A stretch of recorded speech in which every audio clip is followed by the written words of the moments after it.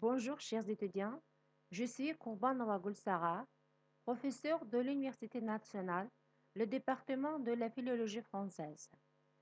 Le thème d'aujourd'hui, le développement durable.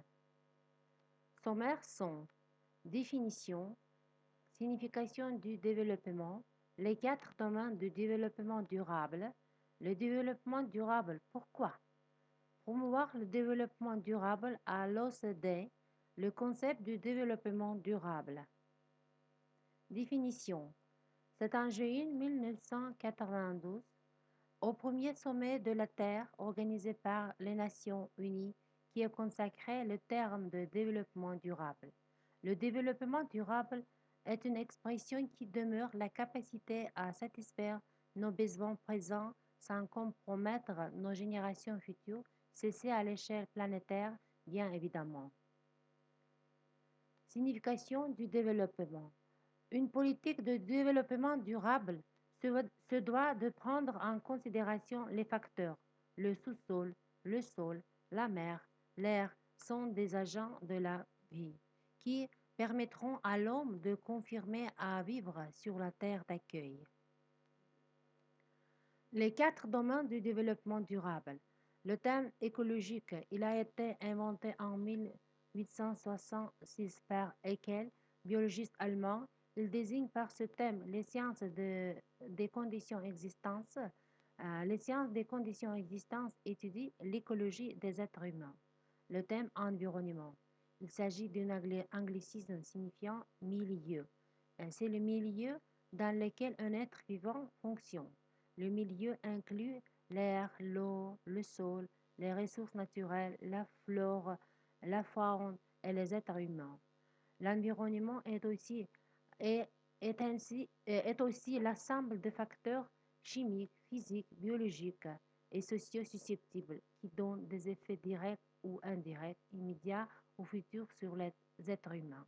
Le développement durable doit répondre aux besoins du présent sans compromettre la capacité des générations futures. C'est un mode de croissance qui garantit le progrès économique, social et environnemental de la société. Le développement durable. Pourquoi? La Terre, notre planète, va mal. Et c'est de notre futur. Les habitants de pays riches comme la France consomment et gaspillent énormément. Aujourd'hui, on fait même plus la différence entre envie et besoin. Consommer toujours plus et c'est piller toujours les plus ressources naturelles que la planète a mis des millions d'années à créer. Et aux océans, forêts, terres cultivables, biodiversité, pétrole, et qui ne se renouvellent pas aussi vite pour satisfaire la demande croissante. Et rejeter toujours plus de pollution et de déchets dans l'environnement qui commence à être saturé.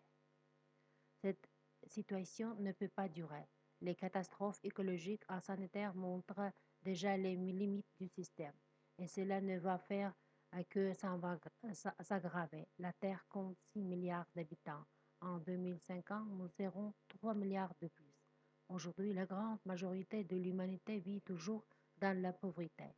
Des millions de femmes, d'hommes et d'enfants n'ont ni eau portable, ni électricité, ni éducation, ni assez à manger.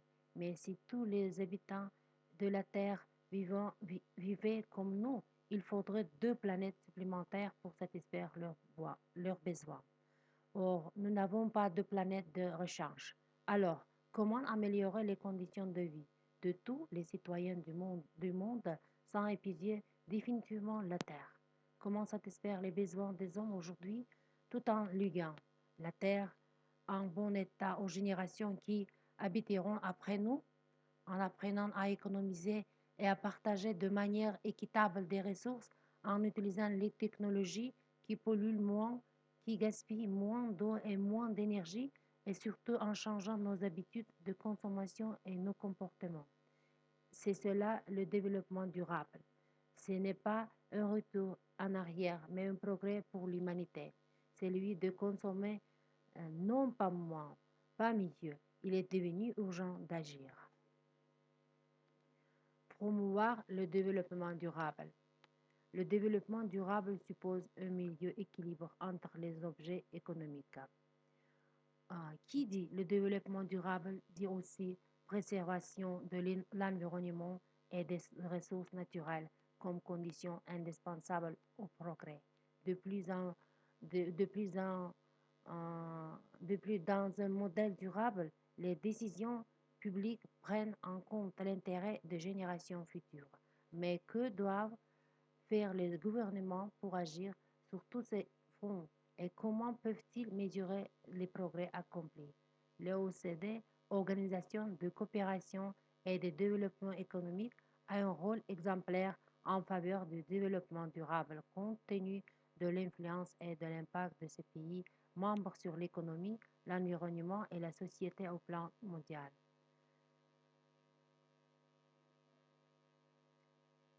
Le concept de développement durable s'affirme sur les trois volets indispensables de la performance économique, du progrès social et de la préservation de l'environnement avec un engagement sur la durée et dans la démocratie. Et voilà, notre discussion est finie. Je crois que vous comprenez bien. J'espère que vous lisez beaucoup d'informations à ce sujet. Je demande d'examiner les questions suivantes et vous pourriez m'envoyer votre réponse par l'email gulsara.kurbonova@gmail.com. Merci de votre attention.